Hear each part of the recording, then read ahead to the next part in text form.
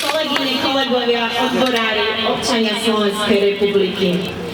Som mladý človek a záleží mi na tom, čo sa v tejto krajine deje. My sme krízu nespôsobili. Nevidím dôvod, prečo by sme mali za jej dôsledky platiť. Súhlasíte?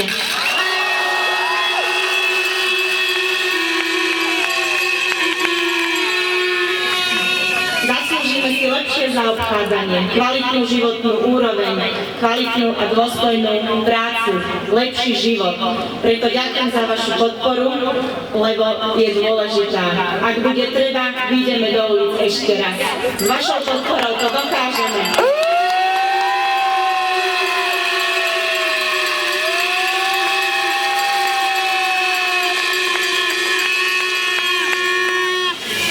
Som mladý človek, chcem vždy v tejto krajine spolu s vami a nie niekde v zahraničí. Tak bojujme spolu za lepšiu budúcnosť pre mladých ľudí, ktorí sú základom našej spoločnej budúcnosti. Ďakujem.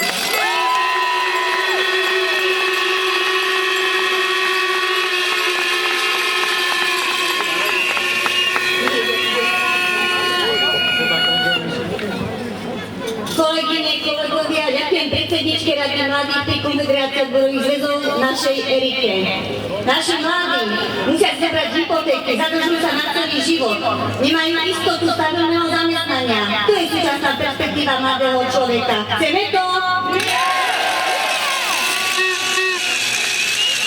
Dovolte, aby som mene vás všetkých pozdravila všetkých dôchodcov, ktorí sú tu medzi nami a prišli nás podporiť.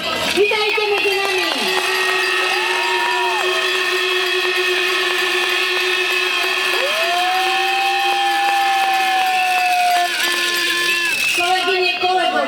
Generálny tajomník Európskej odborovej konfederácie John Mons nám poslal stanovisko. Prečítam vám